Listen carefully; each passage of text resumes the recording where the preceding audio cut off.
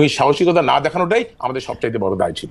সাহসের প্রসঙ্গে আমি একটু জনাব আব্দুল্লাহ রহমান পার্থ আপনার কাছে যাই, যে আপনি অনেক জায়গায় আপনার সাহসের প্রশংসা পান, কিন্তু পাশাপাশি এই জিনিসটা আপনার কাছে তো আপনিও নিশ্চয়ই অনেকবার শুনেছেন যে আপনার আসলে কোনো কিছু কেয়ার করতে হয় না, কারণ হচ্ছে যে আপনি সাবেক ফার্স্ট ফ্যামিলির খুবই নিকটাত্মীয়, অন্যদিকে আপনি যে রাজনীতিটা করছেন সেটা আবার আপনি বিএনপির সাথে ঘনিষ্ঠ, আবার পুরোপুরি বিএনপিও করছেন না।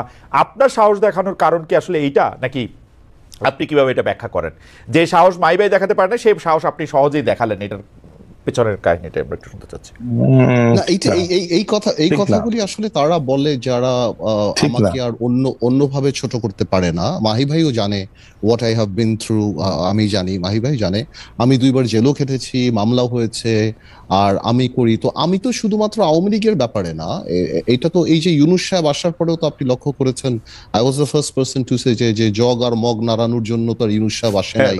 আমি ওই দিনও পাবলিক মিটিং এ বলেছি যে আওয়ামী লীগের মাথা 17 বছরে শেষ হয়েছে, তোমাদের মাথা শেষ হতে 17 মিনিট লাগবে না। তো আমার কথা ছিল যে আমার ব্যক্তিত্বটাই এমন যে আমি এভাবে কথা বলি। তো এটা কি আসলে সাহস হলে এমন বা অসাহসের ব্যাপার? এটা হলো যারা ওই আমাকে অন্যভাবে আর কি ডিমিন করার উপায় পায় না, তখন তারা ফ্যামিলি কার্ডটা খেলে। বাট ওরা যদি দেখে আমিও 9 দিন রিমান্ডে ছিলাম, জেলে খেটেছি, আমিও পালিয়ে বেরিয়েছি, আমিও এর আগেও জেল খেটেছি, এবং সব দিক থেকে এখন কেউ যদি মনে করে আমাকে নর্মাল একটা ইউনিয়ন বা ইসের কর্মীর মতো ধরে নিয়ে যে পিটিয়ে একদম হাত পাও ভেঙে দিবে, আমার মনে হয় জাতীয় পর্যায়ের নেতাদের তো এগুলি আওয়ামী লীগ করে নাই। যদি করতে হয়তো সেটাও ফেস করতে হতো। কিন্তু আসলে জিনিসটা এরকম। আমার মনে হয় যারা এই কথাগুলি বলে ওনাদের বোঝা উচিত এক একটা মানুষের ব্যক্তিত্ব এমন থাকে।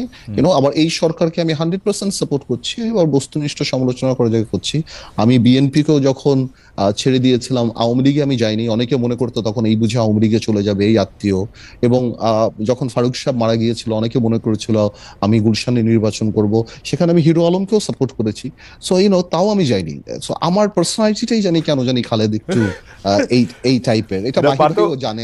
আপনি যেহেতু কথাটা তুললেন সেইটা খুবই ইন্টারেস্টিং, যে আপনি আসলে হিরো আলমকে সাপোর্ট করে দিলেন এবং হিরো আলমকে বিভিন্নভাবে সামনে নিয়ে আসলেন, এবং পুরো ইলেকশনটাকে একটা, আমি যদি বলি যে এটাকে একটা প্রায় ফার্স আপনি বানায় দিলেন। এটা কি আপনি মানে এটা কি আপনি একটা মানে আপনি এখন এটাকে আসলে কিভাবে দেখেন, মানে হাউ ইজ দ্যাট? না, জিনিসটা আসলে এরকম ছিল না। জিনিসটা ছিল আপনারা হয়তো হিরো আলমকে বলছেন, কিন্তু হিরো আলমের ওই কোয়ালিটিটা দেখেন যে আওয়ামী লীগের কাছে বিক্রি হয় নাই হিরো আলম। হিরো আলমকে আপনি তার বেড়ে ওঠা বা তার পার্সোনালিটি দেখে যথেষ্ট আপনি প্রশ্ন করতেই পারেন। কিন্তু কিছু কিছু জায়গায় আমি যখন দেখেছি যে আওয়ামী লীগের কোটি টাকার কাছেও বিক্রি হয় না, বা সাহসের সাথে যেভাবে ফেস করেছে, বাংলাদেশের অনেক স্ট্যাবলিশ রাজনীতিবিদদের চেয়েও তাকে আমার ওই জায়গাটা আমাকে অনেক টাচ করেছে। ওকে, আপনি হয়তো তার অ্যাপিয়ারেন্স, তার জোকার, না অ্যাপিয়ারেন্স না, কিন্তু উনি আবার বগুড়ায় গিয়ে লেখাপড়ার প্রসঙ্গ তুলে আবার বিএনপি নেতৃত্বকে প্রসঙ্গ করে, মানে যেইখানে আমি কিন্তু একটা কথা বলি, তার রাজনৈতিক মেধা, তার ক্যারেক্টারিস্টিক, এইটা কথা বলছি না। বাট আমি ওই সময় দেখেছি he had an option to be bought by Awami League, which he didn't evade, সে ওইটা করে নাই। তো ওই জায়গাটার কথা বলছি। ওনার পার্সোনালিটির কোনো ফ্যান আমি না, বা আমি ওইটা বলছি না ও পরে কি করছে এর নামে মামলা, ওইটা ওনার পার্সোনালিটি। বাট ওইটা করার কারণটা বা সাপোর্ট করার কারণটা ছিল যে আওয়ামী লীগ এমনি পলিটিক্সটাকে অনেক কোয়েশ্চেনেবল করে দিয়েছে, এবং আরাফাত যত পাকনা কথা বলতেন ওই সময়, I am sorry for my language, but like তার থেকে কথাবার্তা বলতেন। তো আমি চিন্তা করছিলাম যে উনি ভোট চুরি করে এমনি চলে যাবে, তো রাদার এখানে একটু এনজয়মেন্ট বা একটু এন্টারটেইনিং কিছু যদি এবং কেমন ছিল এটা, এবং এটা কেমন ছিল ফাইনালি? তো হিরো আলম তো একদম জাতিসংঘে চলে গিয়েছিল। ওকে, এই পর্যন্ত চলে গেছে। বিএনপি যখন আমি ছেড়ে দেই, তখন আমি পার্টিকুলারলি বলে দিচ্ছিলাম যে বিএনপি আমরা যেই ঐক্যফ্রন্ট করছিলাম তার সাথে ব্যালেন্স করতে পারছে না, এবং বিএনপির পার্লামেন্টে যাওয়াটা আমরা নৈতিকভাবে মেনে নিতে পারি নাই। সেটা ওয়াজ 100% পলিটিক্যাল সিদ্ধান্ত। আমি বের হয়ে বিএনপিকে গালি দেই নাই, আমি বের হয়ে খালেদা জিয়া বা তারেক রহমান বা বিএনপির কোনো সিদ্ধান্ত নেওয়ার প্রক্রিয়াকে গালি দেই নাই। আমি থাকা অবস্থায় বিএনপি যে সিদ্ধান্তগুলি নিয়েছিল সেগুলি নিয়ে আমি কোনো প্রশ্ন করি নাই। সাধারণত ঐক্য ভেঙে, দল ভেঙে মানুষ যেভাবে অ্যাটাকে যায়, আমি সেরকম কিছু করি না। আমি বুঝতেছিলাম যে ডক্টর কামাল হোসেন আসার পর বিএনপি ঐক্যফ্রন্ট আর 20 দলকে ওই ব্যালেন্সটা বিএনপি ড্র করতে পারছে না পলিটিক্যালি, এবং আমার ডিসিশনটা কারেক্ট ছিল, কারণ আমি ছেড়ে দেওয়ার 6 মাসের মাথায় বিএনপি ঐক্য ভেঙে দিয়েছে। সো পলিটিক্যালি আমি যেটা রিয়েলাইজ করেছি বিএনপি সেটা 6 মাস পরে রিয়েলাইজ করেছে। এমন তো হয়নি যে আমি বিএনপি ছাড়ার পর আমি বিএনপি গালিগালাজ করেছি বা আমি এটা বলেছি। আমি বলেছি যে বিএনপি এখন এই ঐক্যকে এবং ঐক্য ফ্রন্টকে এবং 20 দলীয় জোটকে কোনোভাবেই ব্যালেন্স করতে পারছে না, এবং সেই কারণে আমি মনে করি আমরা দল গোছানোতে মনোনিবেশ করতে চাচ্ছিলাম, এবং একটা অনেক বড় দলের সাথে থেকে দল গোছানোটা অনেক মুশকিল হয়ে যায়, সেই জন্য আমি বেরিয়ে গেছিলাম। এবং বিএনপি যে পার্লামেন্টে যাওয়াটা ওইটা তো হঠাৎ করে অ্যাব্রাপ্টলি আমরা জানতে পারি, উই আর নট প্রিপেয়ার্ড। এত বড় একটা রাজনৈতিক ভোট চুরির পরে হঠাৎ করে বিএনপি যে সিদ্ধান্তটা নিয়েছে সেটা আমাদের সাথে বিএনপির অনেকের কথা হয়নি, এই জন্য আমরা মনে করেছিলাম যে জনগণের ইচ্ছা প্রতিফলন হবে না। এটা বিএনপির মধ্যে অনেকে বলেছে যে আমরা এটার সাথে একমত না, এটা সম্পূর্ণ একটা রাজনৈতিক সিদ্ধান্ত ছিল।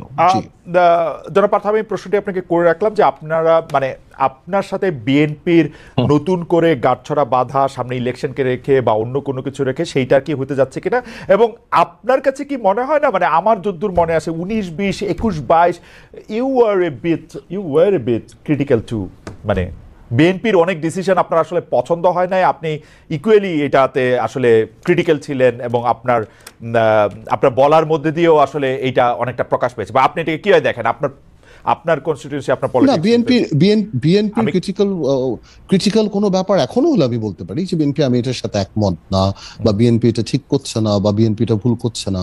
এটার সাথে তো এটা বস্তুনিষ্ঠ সমালোচনা রাজনৈতিক দল হিসাবে আমরা করতেই পারি যে কোনো কিছু, সেটার সাথে বড় এটা বিএনপিতে থাকা অবস্থায় আমি অনেক কিছু করেছি, আমি অনেক, কিন্তু জোটের অন্য কোন নেতাদের আমরা এটা দেখি না। আমরা আসবো আবার আপনার কাছে, আপনার এটা করে কি আপনার আসলে দলের মধ্যে অবস্থান, মানে আমি যে আলাপটা শুনি সে আলাপটা হচ্ছে এরকম যে যেহেতু শেখ হাসিনা পরিবারের সাথে আন্দালিব রহমান পার্থের একটা সরাসরি সম্পর্ক রয়েছে, সেই জন্য আন্দালিব রহমান পার্থ এই পক্ষকেও যা খুশি বলতে পারে, ওই পক্ষকেও যা খুশি বলতে পারে, কারণ উনার শক্তিটা আলাদা। আমরা এই প্রসঙ্গে একটু আমরা শুনবো।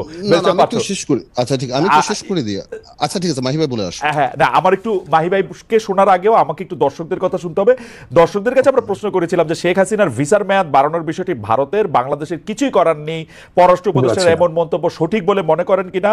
শতকরা 75% দর্শক মনে করছেন যে এটি সঠিক না মনে করছেন শতকরা 25% দর্শক, 70,000 দর্শক ভোট দিয়েছেন। মাহি ভাই, ব্যারিস্টার পার্থ কিছু স্পেসিফিক প্রশ্ন আপনার কাছে করেছে যে 2018 সালে আপনি যখন নির্বাচনের এখানে যাচ্ছেন তখন কেউ কি আপনাকে বলেছিল কিনা যে এটা আসলে জাতির স্বার্থে এটি আসলে ঠিক কাজ হচ্ছে না? মাহি ভাই, কোন জায়গাটা আমি একটুখানি ডিসকানেক্ট ছিলাম, আরেকবার প্রশ্ন করেন। পার্থ একদম স্পেসিফিকলি বলেছেন যে 2018 সালে যাওয়ার সময়, ইলেকশনে যাওয়ার সময় বা আওয়ামী লীগের সাথে, রাইট, আই রিমেম্বার দুটো জিনিস বলেছে। জি হ্যাঁ, দুটো বলেছে না, এটা আমাকে একটু অনুভব বলতে হবে। দুটো জিনিস, আগে পার্থসারজি বলেছে যে রাজনীতিতে এরকম বদনের ভুল সিদ্ধান্ত হলে আবার 120 মাইল ঘুরে রাউন্ড অ্যাবাউট হয়ে ফিরতে হয়, and I do agree with it. 120 mile কেন, 1020 মাইল হয়ে ঘুরতে গেলেও তারপর you have to take the right decision. সে কারণে যদি 120 এর জায়গায় 1000 মাইল ঘুরে রাউন্ড অ্যাবাউট, আপনার তো আর অপরিসীম ফুয়েল নাই মাহি ভাই, আপনার তো আর অপরিসীম তেল নাই, আছে ভাই? আমার তেল না থাকতে পারে, আমার জীবনে যতটুকু তেল আছে ওইটুকু দিয়ে আমাকে ঘুরে আসতে হবে। যদি দরকারের প্রয়োজনে ক্ষমতাকে সম্পূর্ণভাবে স্যাক্রিফাইস করতে হবে, বাট তারপরও আমাদেরকে একটা রাইট ট্র্যাকে থাকতে হবে যাতে করে পরবর্তী প্রজন্ম অন্তত রাইট ফ্রুটটা পায়। এখানে একটা জিনিস।